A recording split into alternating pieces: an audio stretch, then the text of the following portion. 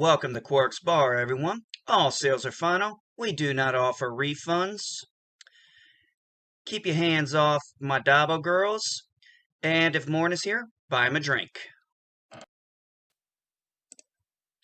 Hello, everyone. Welcome to Quark's Bar. It is NB Geeks Let's Talk Saturday afternoon. And today, folks, we are finishing up our talk about the man, the myth, eventually will go down as a legendary director, up Oh, there yeah. with people like Mel Brooks for their talent. Quentin Tarantino, folks. Uh, with me again is one of the best guys I get to co-host with. Always fun, especially when he's on Twitter, getting those poor CBS lovers. Ah, the tears that must fall down their eyes when they see it. Oh, we got Jack Beers in the house. How's your weekend been, buddy? It's been How good. was your Thanksgiving? Good? Yeah, it was good. I had way too much turkey though. I fell right asleep. I had fun though. Spent it with my dad. The description, MB, not in chat.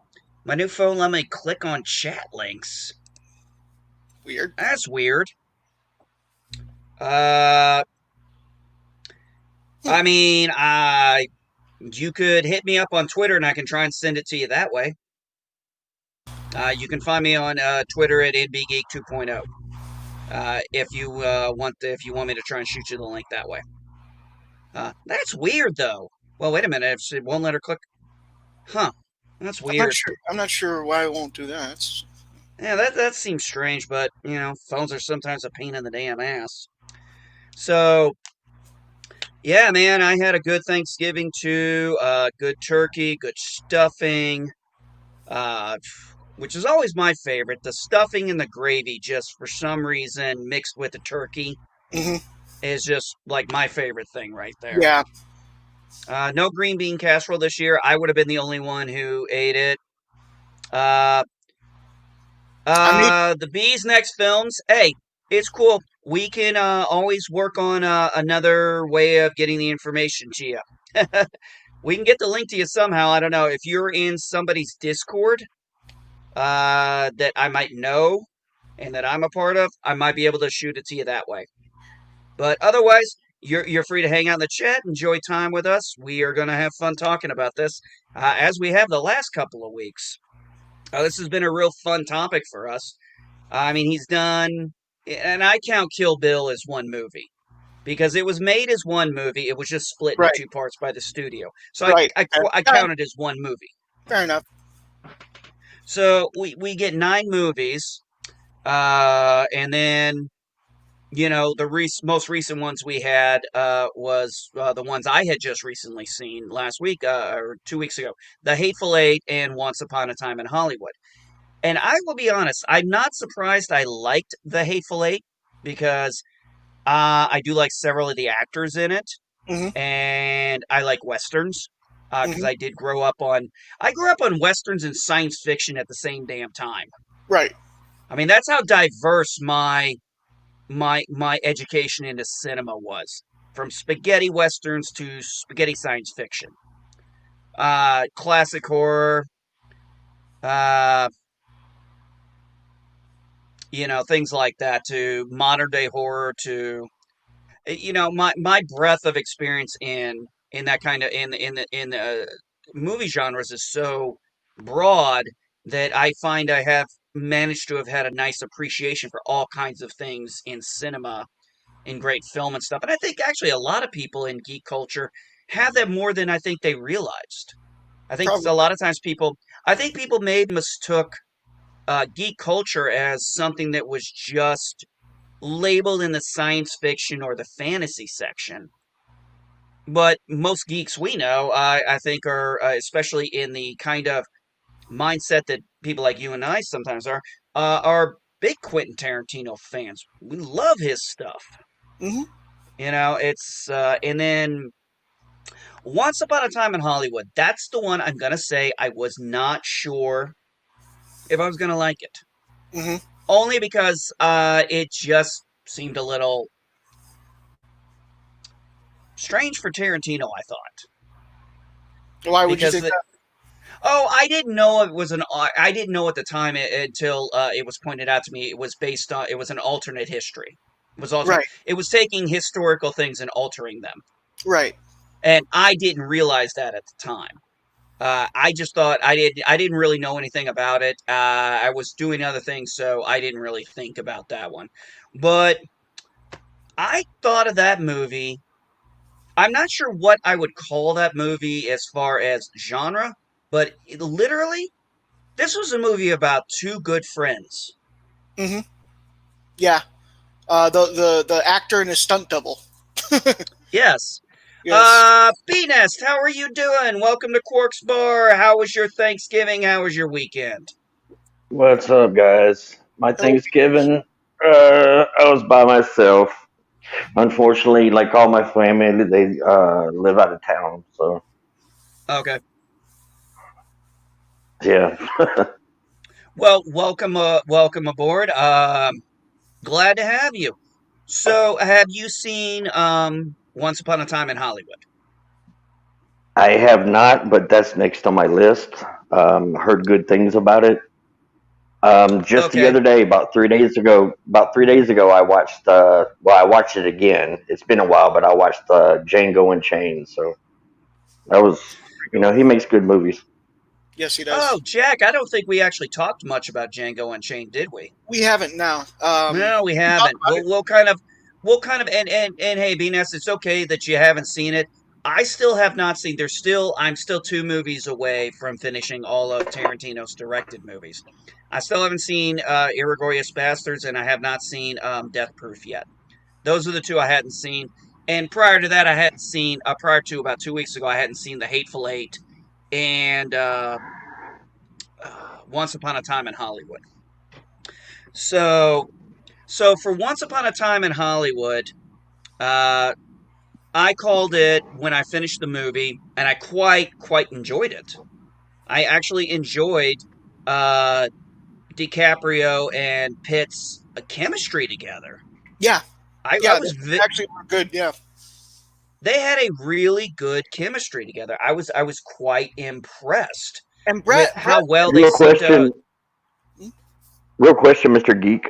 How accurate was that movie? Because I know that they took some parts of the Manson family and Sharon Tate and all that. How historically accurate was that movie? Well, I the think end. It's mostly accurate until the end. There's some scenes that are disputed, like the Bruce Lee scene. It's disputed, whether or not that's how he was really, whatever. The family didn't like how he was depicted in that, but for the most part, they followed the historical lines for the most part until the end. They went completely out of. And the other thing is the two main characters in this are also fictional fictional. characters. Yeah, so they're inserted into this story, and it changes history basically.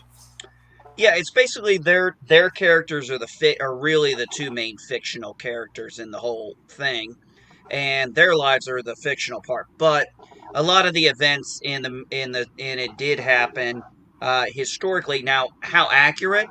I would really have to research that. I know other people have, like Jack Beers and probably Stone Loki. I think was one who also, because it was other people who actually told me it was an alternative history. And I when it think comes to they that, said one of the stunt.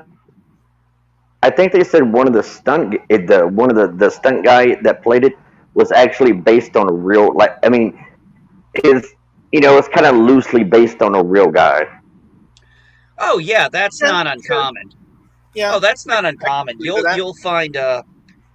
You'll find that a lot when they sometimes what they'll do in, like, for example, when they take, say, a book and they turn it into a TV series or a movie, it's not uncommon you'll sometimes see them combine characters. Yeah, They'll that's take true. two characters and Yeah, kind of combine them, or they'll X out a character that you will see another character doing exactly what that character did in the book. Now, sometimes they cut those characters out because they don't feel they're needed. for the TV purposes, and that's fine. And most people who don't read the book probably won't even notice it. So it all depends. Like, for an example, that happened in The Expanse. There was a character in The Expanse that wasn't used. It was from the books that wasn't used. It was actually ended up being oh God, why can't it Naomi? It ended up being they ended up using Naomi for that role. So and I know in Star Wars, while when George Lucas was writing his first drafts, Anakin and Darth Vader were initially separate people. yeah, he was originally known as Anakin Starkiller. Yes, and then like at a certain point he combined them into one. Well, Anakin Skywalker, or was Anakin Starkiller and Luke Skywalker, and they were actually two separate characters. Actually, Dark Horse did a comic book based on those early drafts and based on those early stories and built a really interesting trade paperback on it. I have to look that up. It was Real interesting. quick, I have to look. I've, I've seen a lot of Tarantino movies, but was in this movie. Maybe you guys would know. I believe it was called You're breaking up a little Seven. bit, B Nest. I'm sorry, buddy. You're breaking up. I'm breaking up here. No, Am now I you coming in sound good? Okay, Now you're coming in good. better. Okay. Okay, yeah, it's called Seven Rooms. Like, it's got the same guy. The bellhop is the same guy that was in Pulp Fiction that robbed the diner, and he's just having like a really shitty day. And I believe Bruce Willis was in it, where they played this game where they had to flick the lighter, and then they wanted the bellboy to chop his finger off or something if the lighter didn't. Oh Uh, my God! I know what you're talking. I know what you're talking about. I know what you're talking about. I remember that. It was all about his Zippo has to light a certain yes, amount of times, and he'll get money. But if yes, it lights, but if it doesn't light so many he times in chopped. order, he gets his finger chopped. Right. So I don't know if that was a Tarantino movie, but Tarantino was in that. I think that was a. I swear, I thought that was a Tales from the Crypt episode, but Well, I don't remember. yeah, actually, yes, yes, because I love Tales from the Crypt. That episode is called Chop Poker, but Yes. Oh, Chop Poker. Oh, now I know what wait, you're talking about. Yes, I just Now I know remembered what you're now. talking about. Okay. Okay. okay, but it was also in this movie, and the bellboy didn't want to do it, and they're like, okay, we'll pay you like $2,000, and he's like, no, I really don't want to do it. And they're like, okay, $10,000, and it's like the first flick, it didn't even light. He just went whack, grabbed the money, and walked out, and that was the end. It was so fucking funny. I think it No, was I called like the Seven. ending. No, I remember the ending of that. They don't have hands, they don't have feet anymore because they chopped them all off, and now they're playing a Oh no game no of no checkers. that was the Tales from the Crib. I'm talking about the Tarantino movie. Like Oh, I okay, believe I got you. I don't know if you got access to Google. I can't do it while I'm on my mobile, but I think it's called Seven Rooms 7 rooms. or so many rooms, seven rooms, something like that. But the guy that robbed the diner in Pulp Fiction is the bellboy. He's also the main character in a series called Lie to Me, or was. He was also in The Incredible Hulk. He was the guy who And played. there Yeah, he was the guy who ended up being Abomination. and there was But one room where he got called into, and the wife wanted him to do all kinds of dominatrix shit, and the husband busts in like, "What are you doing with my wife?" And it was like all of like a role play thing that scared the shit out of him. It's a really funny movie. hmm, Did it come out last year? No, no, this was like early in the thousands. Okay, this is not it then. well, we'll have to take a look at that up a little later offline. Uh, Getting back on subject. So what I was talking with Jack Beers about, BNS, is one of the things I've said about this movie when I saw it is this is a friendship movie. This is a movie between an actor and his stunt double and the friendship and bond they have throughout everything. I mean, DiCaprio's a very rich guy. Um, obviously, Pitt is not. He's a stunt double. He's living the way he's doing, but he never complains. He seems happy with his life. He's cool with it. He likes to get the work when he can and everything, but he doesn't seem like he doesn't covet what his friend has. Yeah, he's content. Yeah, he's content. And, I mean, his friend has been, providing financial support to him to help him out because they have a great friendship. And when we get to, that's really what the bulk of that movie is about their friendship. And he really was not going to he was really pushing for Brad Pitt. He was really trying to help his character out. He's like, come on, man, he needs to work. Come on. He's like, he's really fighting for him. I mean, he's not leaving him out to dry. He's like, he's not putting his career on the line, but he's doing as much as he can with his influence. And then they even Wasn't collaborate when they're wasn't talking about, going what? to Italy and doing those spaghetti westerns. Yes. Okay. Wasn't And Caprio like a failing actor in that movie? he He was getting old. he's one of those actors who had his high point, Mhm. now is at a slump, but he's still marketable. But he's kind of getting put in the bad guy roles. Are they, as they called it in there, the heavy? I guess and if that's a Hollywood term, I'd never heard that before. That was interesting. No, that is a Hollywood term. Okay. And then he decides to go to Italy and do the spaghetti westerns, and Pitt goes with him. And I Cool. mean, Sorry, I'm going to get AJ. Okay, sweetheart. Sorry, guys. My wife was just letting me know. I guess my son called and he's ready to come home from the skating rink. That's why I had to push this. Normally, this is at 3, but I had to push it to 4 because, hate to tell you guys, my son hanging out with my son's a little more important. That's cool. Yeah, priorities there. We had a good time. We had a fun time.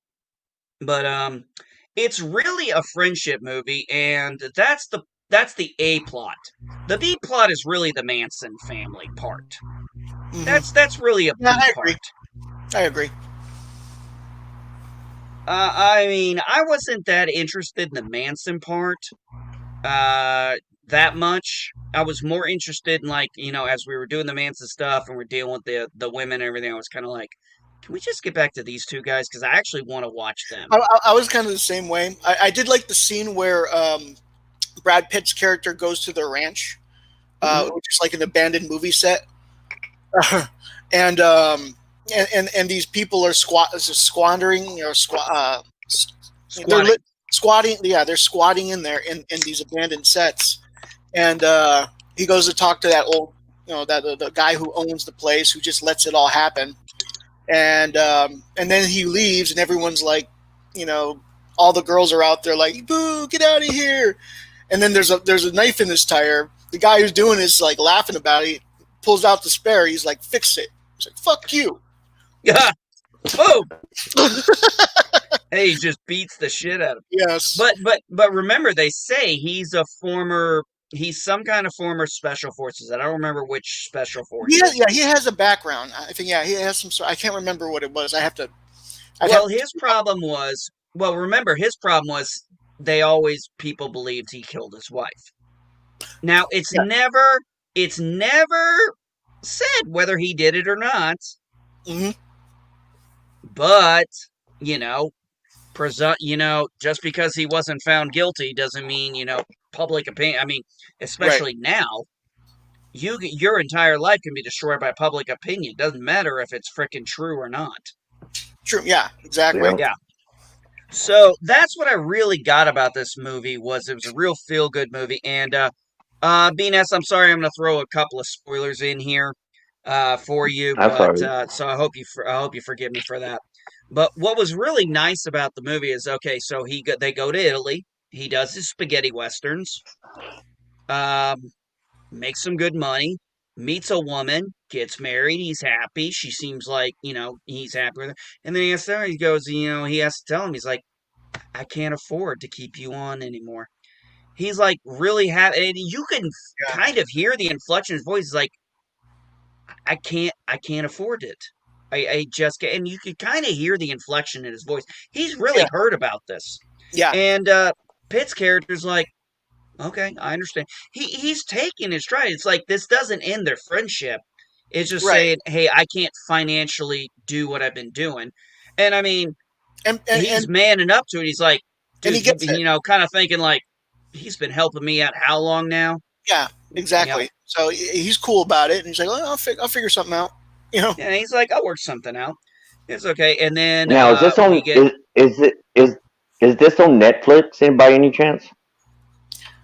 I don't think it's on Netflix. I don't know about that. I will say that you can go on YouTube and you can rent a stream I have for to actually like check and Oh, see. it's like I'm $3. trying to remember I'm trying to remember where I watched it on.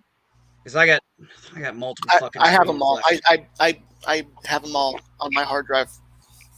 Oh, I had to fucking finally somebody had been fucking with my Hulu account really bad. They kept adding shit to it that I wasn't paying for, or that I was paying for that I didn't use. Mhm. So I don't know how somebody got in. So it turned out this happened several times. Finally, uh, my Disney Plus bundle was my annual membership was coming due. So I just paid. I just said I looked at it and it said I could hook up Disney, Hulu, and ESPN for the same price I'm paying for uh, Hulu right now. So I guess next year, I guess I'll finally be able to watch some Cardinals baseball. Okay. So, but anyway, cool. yeah, I don't know if it's on there. I think the Hateful Eight is on Netflix. Yes, it is on Netflix because I saw I got on Netflix and they actually have the Hateful Eight in the movie, and then they have the Hateful Eight special edition broken up into 4 episodes. I stopped watching I started watching the 4 episodes because I just couldn't resist. Because I was enjoying that movie. I Yeah, the was Hateful Eight was pretty good. at first I was when I first watched it, I remember thinking that because of the way he was looking at the way the woman was looking at Samuel L. Jackson's character, Mm-hmm. like it kept making me think they're in on it. They're in on it. And the fact that he like by the way, the scene where she spits on the Lincoln letter and he punches her and she falls out of the wagon because she's cuffed to the other guy. He falls out of Kurt Russell's character. Kurt Russell's character. Oh, I love that. That was actually the first memorable scene I saw. Was like, look at that. That's from the president. And just the look on his like, boom. And then Kurt Russell goes flying out too. I was like, oh my God, that was so funny. I had to pause it, finish laughing, and then rewatch it again. It was so hilarious. It was good. It was probably one of the best scenes. But it was convenient because, like, right at that time, the next person comes up, and he happens to know that guy too. So I thought maybe, like she set up all these people who like he met before or whatever. So Sounds like you're thinking it was a clue. That's what I thought. I mean, I misled myself. But like, apparently, everybody was just in it for themselves. Apparently, so it's fine. Yeah. B Nest, you're since you're new here, we're transitioning out of Hollywood. Once upon a time in Hollywood. Your thoughts on the Hateful Eight? What you liked? What you didn't like? Characters? Scenarios. Feel free to let your freak fly. It's been a while since I've seen it, but it was pretty good. He just beats the shit out of Jennifer's character like all movie. The whole movie. Um, yeah, I'm not a Western kind of person, but that entertained me. So it kept my attention. See, I'm fortunate. I grew up on a very big breadth of different style of TV, movies, and stuff, I mean, I was watching westerns and science fiction all at the same time. So I have a very broad cinema scope on things. Uh, so I enjoy westerns as much as I enjoy science fiction. My Uh, my main thing is like 70s, 80s horror and a little oh, you science did. fiction. Oh man, you should have been here when we talked our slashers last Halloween. Oh man. Oh We yeah. did.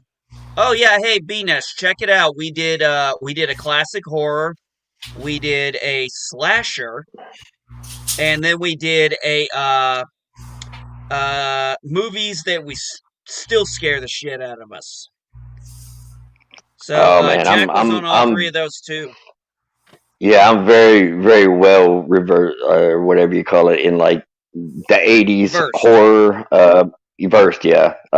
My channel is mostly 70s, 80s horror, with you know, R-rated versions, from if you know what I mean. Yeah, I know what you mean. You're muted, Jack. What's your channel's name? Yeah. The I don't know if you can see it. The Bees Net. Well, Oh, I don't know if it shows up. It's the Bees Nest Films. Yeah, like in chat. okay. Okay. That out. Let me go. Give me a second. Actually, Jack, Yeah, do me a just favor. Type something in here so I can make sure you have a wrench. Type something in. Oh, like in the chat. Oh, hold on. Yeah, type something in the chat. I need to make sure you have a wrench because I don't think you do. Let me get on. Give me a minute. Give me a minute. Do, boo, boo. I got some sci-fi in there. Okay. A little dissonant. So now, hi. I don't see a wrench. Yeah, I'm about to fix that right now. All right, you are now a moderator. I'm gonna go real quick, folks. Sorry, we're gonna take a brief pause. No, we're not going anywhere. I'm just going to look this up real quick. And you now have a new sub, Bee's Nest. Thank you, sir. And let's. I don't. Here we go. Yeah. Intermission. And folks, this is the YouTube channel for BNS's channel. Thank you. 363 subs. That's pretty good, buddy. How long you been doing this? Thank you.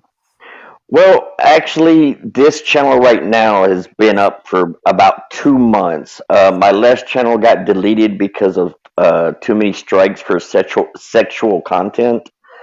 So this one has only been up for like 2 months. But my last channel had almost 9,000.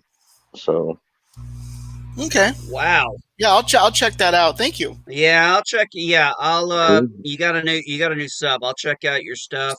Same Yeah, here. shoot. I'm only at barely 200, but you know what? BNS, I honestly, as Jack knows and anybody who knows me knows, I do this for fun. I do this for the chats. I do it for the panel. Subs will come if they come. Likes will come if they come. If my content's not for everybody, that's cool. I got a great group of people that are liking my content, and I'm liking my interactions with people, and that's to me is all that matters. I love that fact. I love being able to say that's something I can say about being on YouTube. But yeah, let's get back to the Hateful Eight. I love it. They all get together. Mr. I Geek, loved Kurt Russell in Mr. this. Geek, real quick. Yeah, sure thing, sir. Mr. Geek, real quick. Since I'm on my old phone, it says I got 3% left, so it might die on me. So if I just disappear, that's why. Okay. Okay, totally understand. We'll keep that in mind. But the Hateful Eight. I mean, it's kind of a western, but it's kind of almost has a little Reservoir Dog feel when everybody gets together. Yes, it definitely has a Reservoir Dog feel whenever. Yeah, because you're like, for me, as I said, like I was expecting like some of these people to be in with each other. So I was waiting for like that moment, but when that moment came, everyone just started shooting at each other. I was like, "Oh, okay, I guess not." And I That- need to that- look that's up how I this. felt. I need to look up this real quick. I need to look up this guy's name because I just saw him in a really good movie the other day. And he actually, I love it that he actually like smashed a like vintage guitar in that movie. Yeah, I also like that. They, like they brought out that sheriff guy, and then they revealed that he was a Confederate soldier, and Oh then yeah, Walter Jackson Goggins. That's who I was looking up. Walter Goggins, and because Jackson's character. he was in the Shield. He was in Sons of Anarchy at times. I've seen him in movies. Man, he is just good actor. Yeah, And him and Samuel L. Jackson, like we were talking about, I thought they had really good chemistry, being the fact that one's a Confederate, one's a Union. that's what I was gonna. That's what I was gonna point out. Was like, they point out he's a Confederate, and Jackson's character just like, like he he basically like shits on him for it, and like he defends himself, and then he tells Jackson that you killed these fine Confederate soldiers, and he was like, "Yeah, I did. So what up?" No, I love the fact that he calls out. We'll just call him the new sheriff. He calls out that Jackson's character's letter is bullshit, Yes, he calls it out. and he calls it out. He lays it out, and he's like, "Yeah, it's bullshit." And, I was and just like, "Fuck!" He I was just like, I admitted it. knew it. I was in my head. I was like, I kind of knew it. But it made sense why he did it. Like he explains it. It was like, without something like that, would you have helped me? No. Well, he's like, you know what? You know what happens when guys like me, black men, you got to make you white people feel safer. Somehow he said it like that, but the point was, it was Yes, funny. It was yes. just so well delivered, and it I leads. think It only leads Samuel L. beautifully Jackson to the could end. have delivered that line that well. It leads beautifully to the end when after they together they've hung this After Kurt Russell's character dies yes. because of the poison, and then the driver dies because of the Mhm. poison, and now they're all trying to figure out who's the one. And she keeps talking about, oh, they're coming for me, and then I like how at the end it's like, I don't think they're coming for her. Yeah. Oh, they're coming for. And it's like, they finally both admit it. They're like, we're both dead. Nothing we do about that. Yeah. We So, can. we can hang her. And they did, and I was like, And then- yeah. and they- Yeah, and so you watch her die, and then they both kind of resign to their own deaths. But before they do, he was like, "Hey, I see that letter." can I see that letter?" And this time he actually reads the letter, and he was like, "Oh yeah, that thing about Mary Todd Lincoln, that was a good touch." He was goes, like- yes, He was it like, was. "It was," and then they just died. Well, we assume they die. We didn't actually we see assume them die. We assumed But, they did, but they just kind of like, we're done. I think that is about. I think I would call that the Western Reservoir Dogs. I agree. That is a Western Reservoir Dogs. By the way, speaking of Reservoir Dogs, like one of the things Reservoir Dogs is famous for is the Mexican standoff scene. Yep. And you said you haven't seen Inglourious Basterds yet? No, that and Death Okay. Proof are the only two I haven't seen yet. I'll only say this: there is an equivalent to that in that movie. There is an equivalent to it in that movie, but it's not exactly a Mexican standoff though. Is that the bar scene where the guy figures out the guy is a German, not a spy? Okay, so you've seen that scene at least. I've seen that scene Okay. because he does the what was it, the The full test- wrong or Yeah, so it's more of a testicle standoff. Yeah, I get what you're saying, but yes, I have seen that scene. No, Okay. that scene I have seen. I have seen a Okay, so we couple can of talk about scenes that. from it. Yeah, I have seen a couple of scenes of it. I just haven't seen the whole movie all the way. I've only seen Okay. snippets of it, Okay. and it looks Same good. here. It looks good. It's just like I said, it's one of the two movies I just haven't gotten to yet when it comes to Okay. Tarantino. But I'm gonna I really like Once Upon a Time in Hollywood. Uh because like I said, I mean, when I talk about that movie, I just feel it's a friendship movie. The the whole thing with the Manson family is a side plot, it's a B Right. plot, and it doesn't really matter until It's the not end of the really damn relevant. movie. Yeah, it's not exactly relevant until the end. The only reason why they follow them is because it's relevant in the end. All Oh, right, I I guess guess his yeah, his phone phone died. died. That's okay, All buddy. right. Thank you Hey, for coming. VNAS man, thanks for coming in. It was nice having you. Uh welcome to come back tomorrow when we talk Mandalorian if you want to. Uh I loved the but last yeah, one, by I the way. Anyways. oh yeah, we definitely got to talk about that cuz I have Mhm. seen I liked it. I really liked it. Me too. But so when we're talking about, we've done Once Upon a Time in Hollywood was an alternate history. I didn't realize Yes. that when I until somebody told me. I think that was one of the reasons I wasn't interested in Irregardless Bastards. Is I'm not really. Some people are fans of alternate history. I'm only just recently starting to develop an appreciation for that concept. I under like if you just tell me straight up that it's an alternate history, I'm cool with it. You know what I mean? If you tell me it's historically accurate and it's not historically accurate, I will call you the fuck out.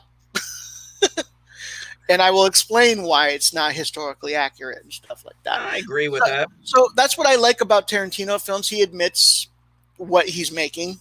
You know what I mean? He's Well, it's very like the honest movie. about it. You Well, know, it's like the movie 300. We know that's not historically accurate. exactly. It's not historically accurate. It's loosely, loosely based on uh, an actual tale. You Yes, know what I mean? but it's And obviously and not. whether or not that that tale is accurate or not, that's up in the air. But it was still a fun fucking movie. It was Sparta. By the way, anytime I refer to the number 300, I just say a Sparta. Like if I spend $300 on something, I will tell you that I spent a Sparta on it. Bees Nest Films, yeah, we figured as much. I know you said It's it. okay. That's okay, man. Hey, you know, uh, you're welcome to come back next time. Tomorrow we're talking Mandalorian. I don't know if you're watching it, uh, but we are, and we're going to talk about that tomorrow. And dude, I think we pretty much kind of covered our gambit on Quentin Tarantino stuff at this point. Yeah, I think so. Yeah, I'm not sure what else to talk about. I loved all. I think we talked about every single one of them. Every single one of them we've all seen together, definitely. I'll Yeah. tell you what, we'll put a part four together sometime next year when I finally catch Yeah. Death Proof and Irregardless Bastards. Yeah. And Yeah. then, I was gonna say like do it a little later. oh yeah, it's gonna have to be later because I don't have. I'm sorry, the holiday season's coming. I ain't got time for that. Yeah. I gotta That's watch fine. tomorrow. My priority is I gotta watch Die Hard Okay. because I gotta watch Die That's a Hard good tomorrow. priority. I have a tradition between Black Friday and Cyber Monday, as it's now called. I gotta watch one of the best Christmas movies ever. Well, I've already seen The Nightmare Before Christmas, so I'll probably rewatch that again. Oh, there you go. Yeah. Actually, that was the majority of the stuff that was actually everything we sent my daughter for her birthday. Was Oh Nightmare yeah. Before Christmas. Oh yeah, my daughter loves the Nightmare Before Christmas movie. I was So I was looking. every I've been looking for a and Jack Skellington figure. well, about every year, Walgreens seems to have an exclusive on Nightmare Before Christmas merch. So Hmm. I'm able to go up there and buy her more Nightmare Before Christmas merch. So, Nice. like last year, we got her the lights that did the song, Okay. and she had them, and she sent me video this year of them being up for Halloween. I thought Sweet. that was so cool. Yeah. So also for her, if she puts a tree up this year, we got her the little we got her a little ornament. I think it was the dog Uh huh. that goes on top of the tree. That's cool. That's what I like about that movie. That's another thing I like about that movie. You can actually, because it talks about two holidays. It can actually be. It's like the only movie that I know of that is both a Halloween movie and a Christmas movie. Yeah, there is that. Yeah. So, yeah, folks, that is it for this. I want to thank Jack Beers again, as always, my favorite co host. I want to thank the Bees Nest Films for coming in. I hope you had a great time, and I had a great time having you in. That was definitely a new experience. We love having new people come around because that's what we're all about. So, folks, with that, I'm going to throw my nice little outro up, and I'm going to say peace and long life.